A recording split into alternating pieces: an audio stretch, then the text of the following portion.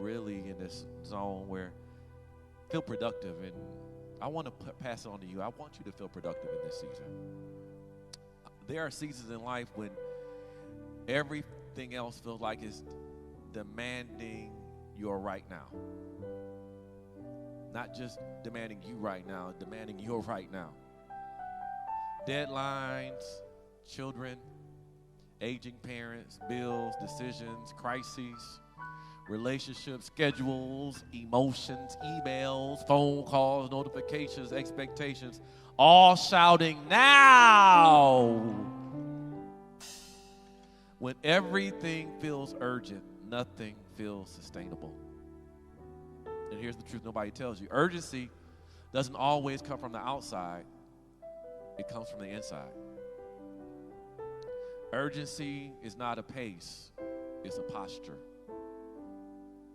Urgency is not a busyness. Urgency is a belief system. Urgency is not just scheduling. Urgency is a soul condition. Some of us aren't tired because we work hard. We're tired because we live as if we're the only ones holding our world together. You're the only one that's holding things together, and that's how you feel. We're not exhausted because we don't have help. We're exhausted because we don't trust help.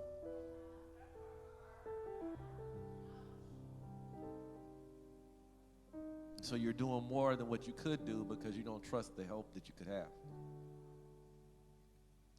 And we're not drowning because of what's required. We're drowning because of the pace we've chosen. You're flinging yourself all around and you're running out of energy because you decided the pace. It wasn't God.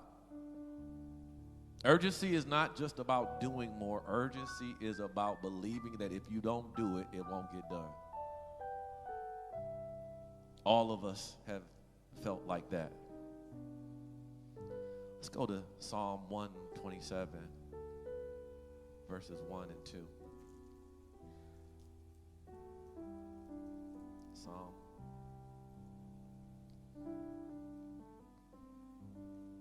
Except the Lord builds the house, they labor in vain who build it. Except the Lord keeps the city, the watchman wakes, but in vain. It is vain for you to rise up early, to take rest late, to eat the bread of anxious toil, for he gives blessings to his beloved in sleep. Unless the Lord watches over the city, King James Version says, the watchman stays awake in vain.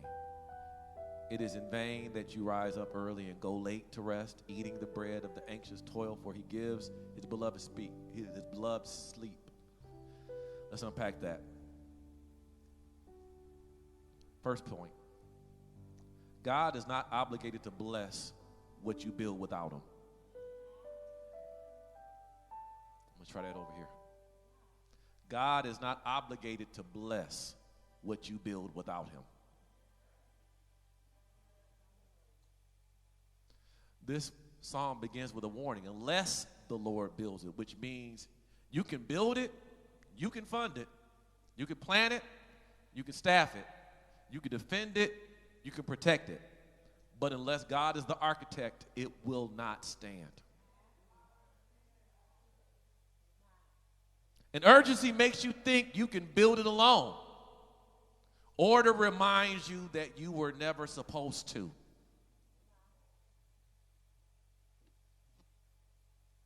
Look at somebody and say, I'm not the builder, God is. Now point to yourself and tell yourself, I don't have to hold it all together.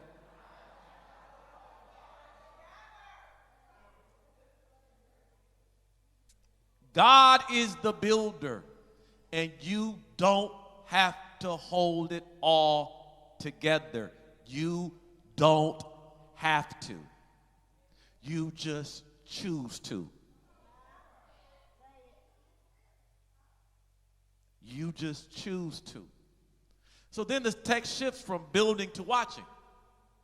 Unless the Lord watches over the city, the watchman stays awake in vain. Urgency creates this false illusion of control. You stay awake because you don't trust that the city will be kept if you sleep. You feel like you're the only one controlling everything, and if you take your hand off the wheel, everything will fall apart. You stay awake because you don't trust that the city will be kept if you sleep. So I'm going to lose sleep because if I don't do it, if I don't watch it, it will fall apart. You carry your family because you don't trust that they'll survive if you don't.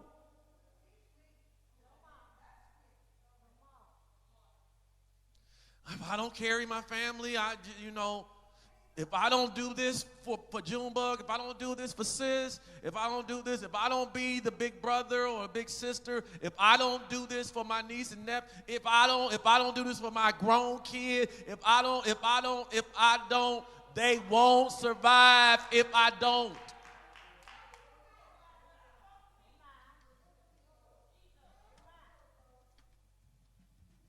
So it's not a work issue, it's a trust issue. You don't trust that they'll survive without you. You monitor everything because you don't believe anything can run without you. So your nose is in everything. Your hands are in everything. Your eyes are on everything. You're monitoring everything. Because it can't run right without you. Because you're the only one who can make it run right. You don't trust it. But hear me, just because you're awake doesn't mean you're in control. Just because you think you're the missing ingredient does not mean that the recipe is complete.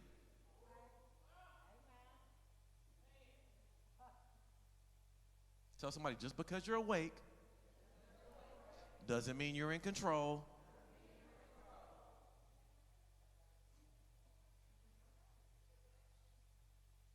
Next point. Urgency produces anxious toil.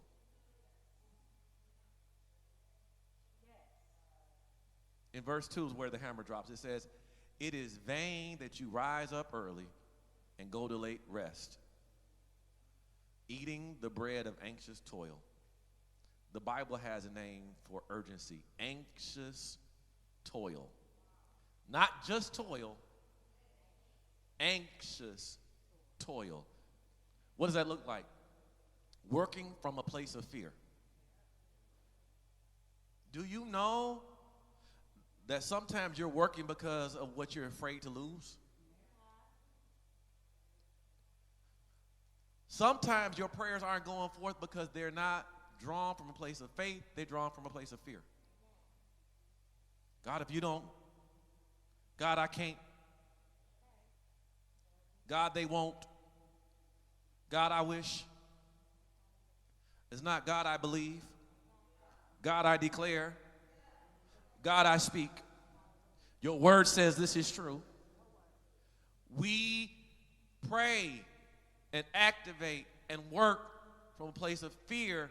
That's anxious toil. Anxious toil is planning from insecurity. I'm just trying to, just in case this marriage don't work. I got my attorney on speed dial. Just in case this job don't work, I'm on LinkedIn, linked up. Just in case this church don't work, I've been visiting a couple other ones. Planning from a place of insecurity. Parenting from pressure. You're making decisions based on the pressure that you feel. The pressure you feel to be perfect in front of them. And you do more damage by presenting perfection in front of your kids than letting them see you flawed. Because if they see perfection, they're going to expect that when they get grown, Life is supposed to be perfect. Every relationship is supposed to be perfect. You never argue, you never fuss, you never fight. And if I argue and I fuss and I fight, I've fallen short of the benchmark that my parents set, so I feel like I'm a failure. You don't have to be perfect, but you have to be present. Parenting from a place of pressure. What has pressured you in your life? Is it from a financial pressure? You feel pressed to produce Christmas like everybody else produces Christmas for their kids. And your jobs aren't the same. Your income is not the same. Your bills are not the same. But you want what you give your kids to be the same as somebody who lives at 187 Mile of Van Dyke in a 3,000 square foot home. You want to produce the same Christmas that you see. Or you're pressured to produce the same prom send-off that rivals most people's weddings.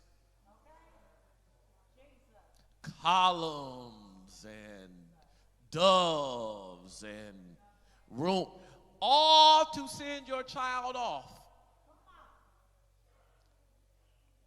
to make an adult decision that 9 months later could manifest.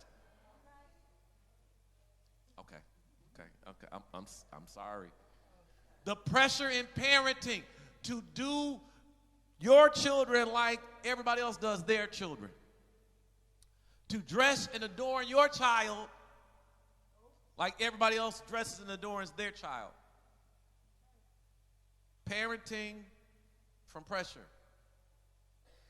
Serving from exhaustion is anxious toil. I just want to serve because I'm exhausted.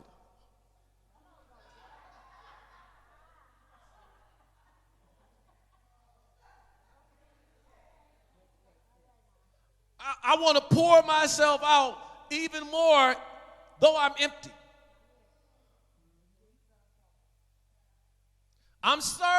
Pastor, you just don't understand. You don't understand. I got to do the work. You're grieving like everybody else, but you're working yourself into sickness because you're serving from a place of exhaustion, and you can't endure that. Building from panic.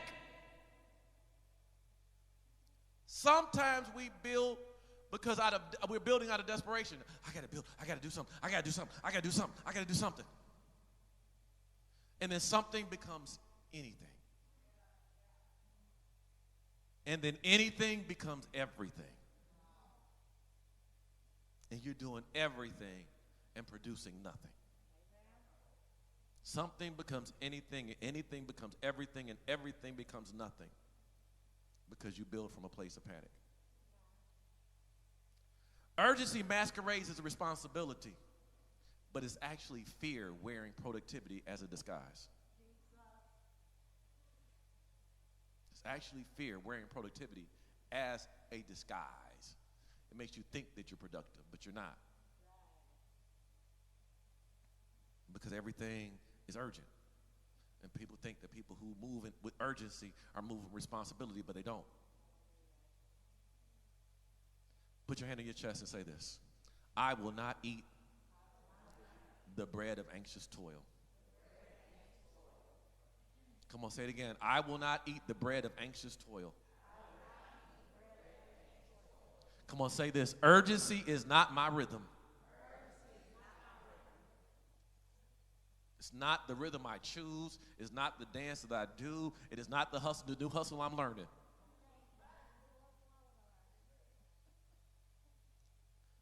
Next point. God's answer to urgency is rest, not speed.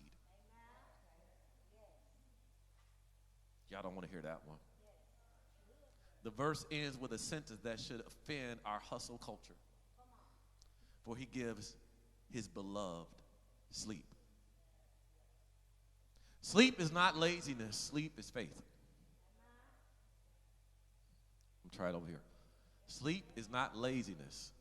Sleep is faith. is trusting that God's going to do the work when I rest my eyes. There's a parable Jesus says. He says, a man who sows a seed in the ground, a farmer sows a seed in the ground, and he goes to sleep, not knowing when it's going to produce. He does this day and night. Then over time, it breaks through. First the blade, then the ear, then the corn or the fruit in the ear. You're not experiencing breakthrough because you're not sleeping. Because you can't find rest in God. Because you're so quick to have everything happen overnight that you are anxious that it's that night that you don't sleep is the night God's going to do it. But the Bible says after the man plants the seed in the ground, he goes to sleep at night. Every night. Because he doesn't, it's not, once it's out of his hands and in God's hands, he trusts it. Once it's planted in the ground, he trusts the seed. Sleep is not laziness, sleep is faith. Sleep is the confession that God can work while I rest. Urgency says if I don't stay up, it won't get done. Which do you choose? God can work while I rest, or if I stay up, if I don't stay up, it won't get done. Faith says if God doesn't do it, staying up won't even matter.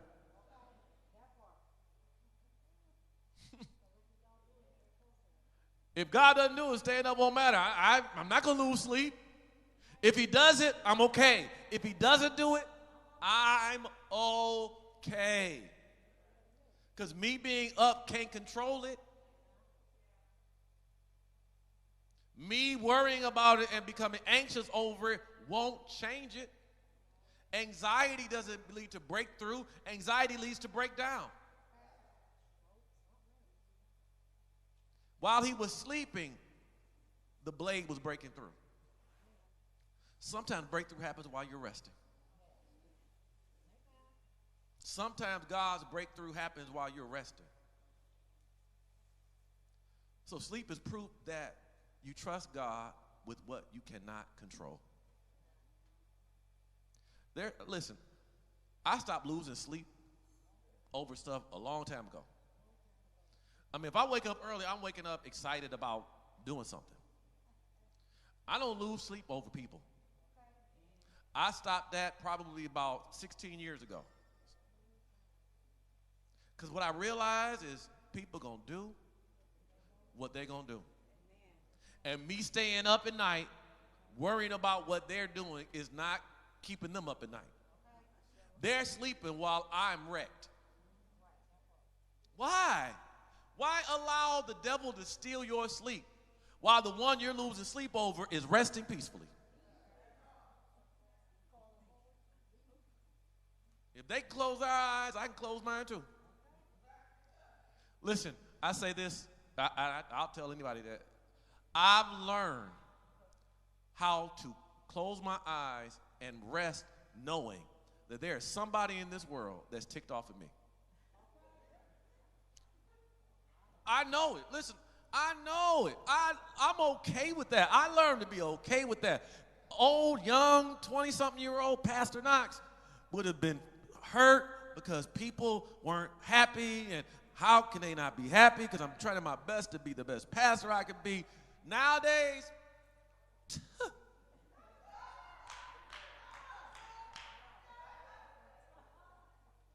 I can sleep knowing that I didn't please everybody. I can sleep knowing that I didn't do everything for everybody the way they wanted me to do it.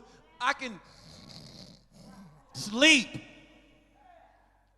because my sleep is proof that God can control what I can't.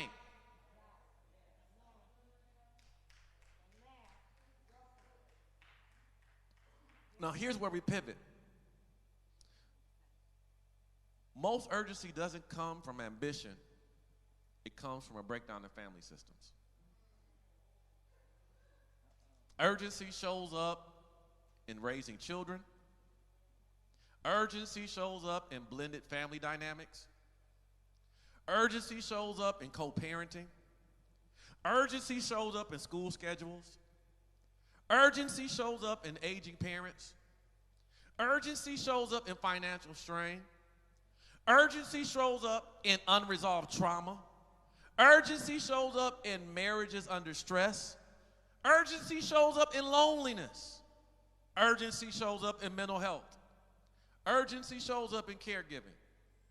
Urgency shows up in being the strong one.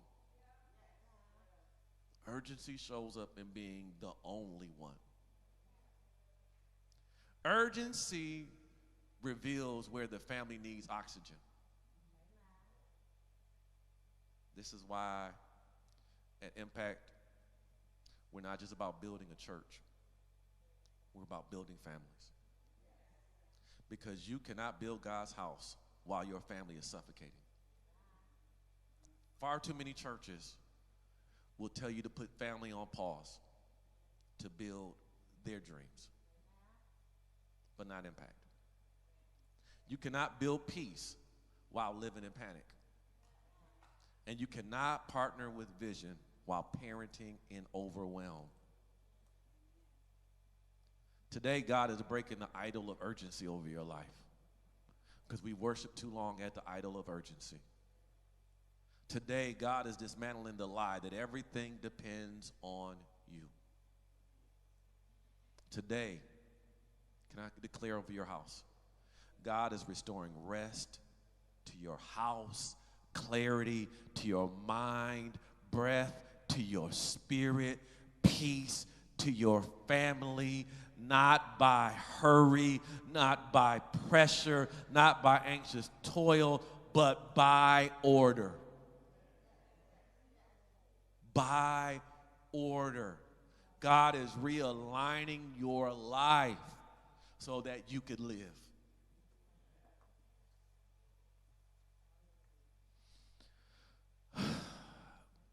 Today, I want to open the altar up different. Yeah, I listen, if you want to be a part of this ministry, you want to get reconnected to this ministry, the altar will be open for you. But I need to open up the altar for someone who is saying, Pastor, I'm exhausted from urgency, and I need God to set my house in order. If that's you, come.